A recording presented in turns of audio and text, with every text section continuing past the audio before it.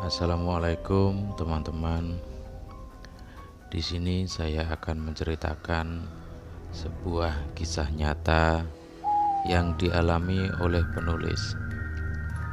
Sebelumnya, saya mohon kepada teman-teman untuk bantu subscribe. Dan kali ini saya akan memulai menceritakan kisah nyata yang berjudul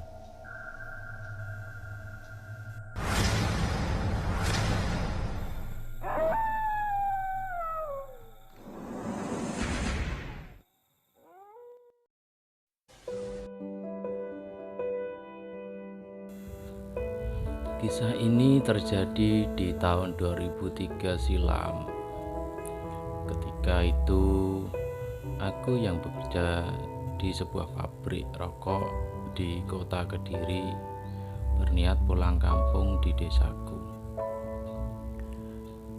Keseharianku yang sebagai karyawan pabrik biasa saja, seperti halnya karyawan yang lain. Di kota tempat aku bekerja, aku menyewa kamar kos untuk sekedar beristirahat sepulang kerja. Karena aku pulang kampung kadang 6 bulan sekali, itu pun kalau pas overshift. Hari itu, Sabtu, pukul 3 sore, aku pulang dari tempat aku bekerja.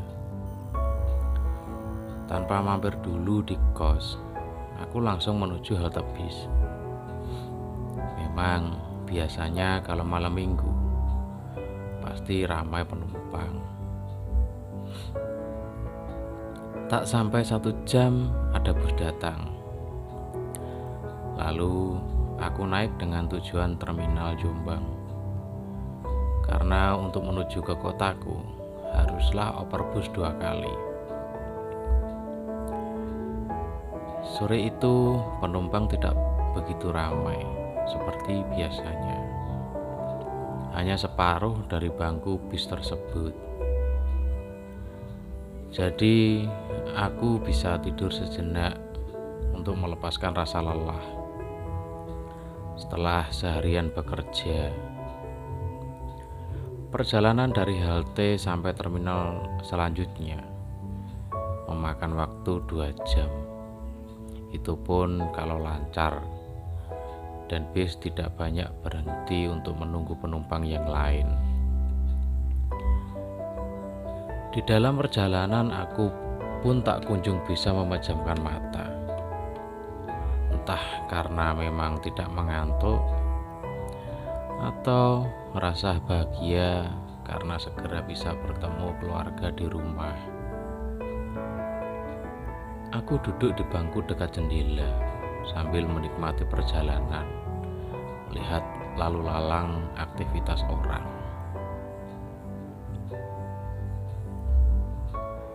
2 jam pun berlalu, sampailah aku di terminal kedua.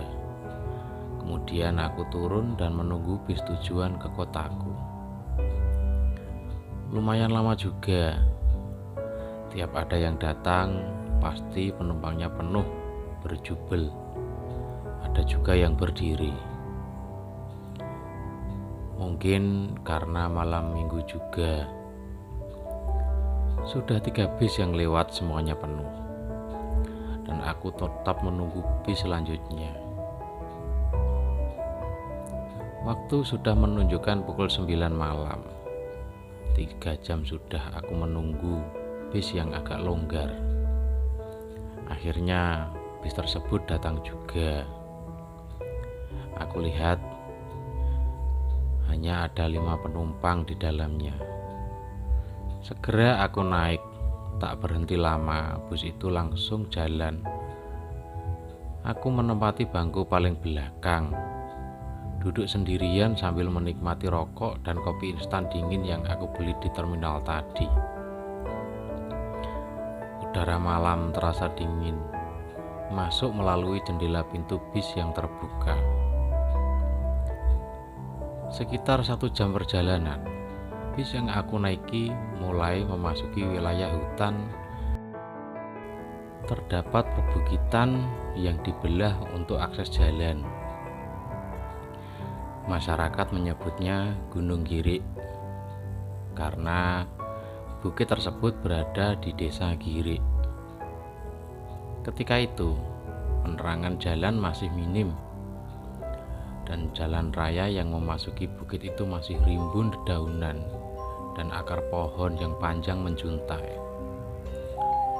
Suasana seram mulai menyeruak ketika memasuki perbukitan itu. Tiba-tiba bis berhenti.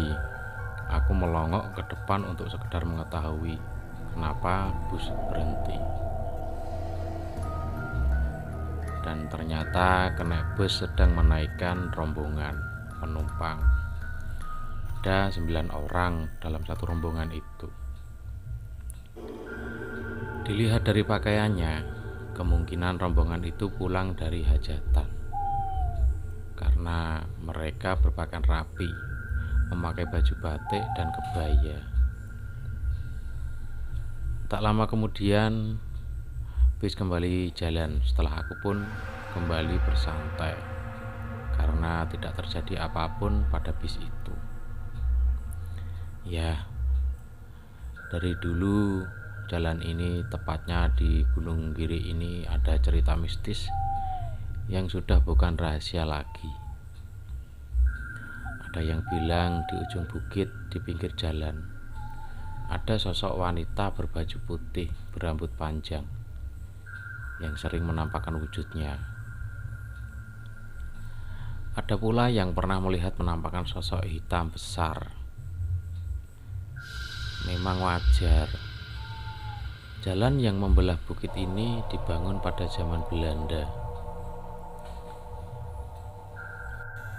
Sekitar setengah jam perjalanan, bus sampai di kota Babat, tepatnya di desa Karangkembang, tepat di depan puskesmas.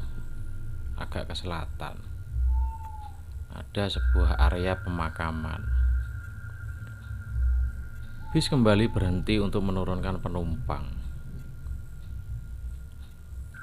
Ternyata rombongan tadi turun di sini, batinku.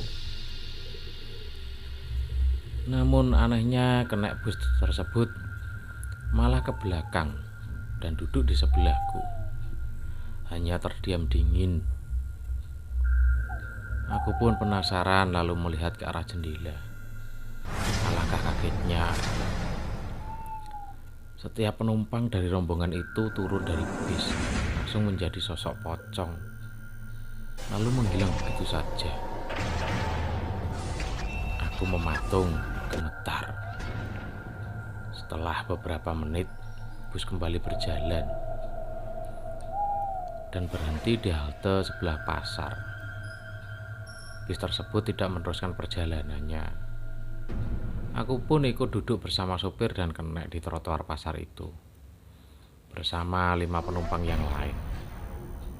Mereka ada yang pulang dan ada yang menunggu angkutan selanjutnya. "Mas, tahu yang turun tadi?" tanya sopir kepadaku. "Iya pak, apa sering kejadian seperti itu?" "Gak tahu mas, hanya sering mendengar saja kalau ada pocong yang ikut menumpang kendaraan yang lewat pada malam hari.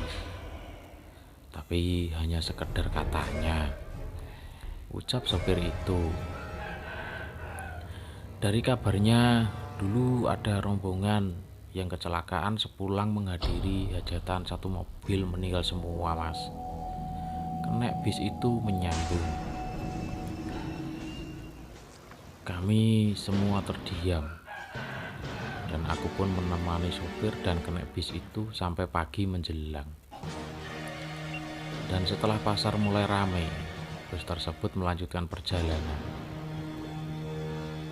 Dan aku pun pulang ke rumah karena rumahku tepat berada di belakang pasar itu. Semenjak kejadian malam itu, dan dari penuturan sopir bus yang lain kalau sering ada penampakan pocong dan yang lain. Ketika bus mulai melewati perbukitan itu di malam hari, maka diberlakukan jam operasi bis hanya sampai pukul 8 malam saja. Bahkan kadang jam 7 malam sudah tidak ada bis yang beroperasi.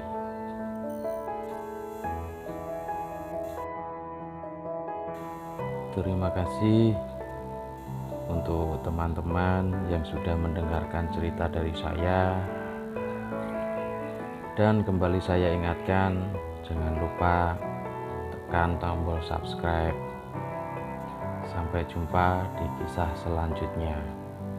Wassalamualaikum warahmatullahi wabarakatuh.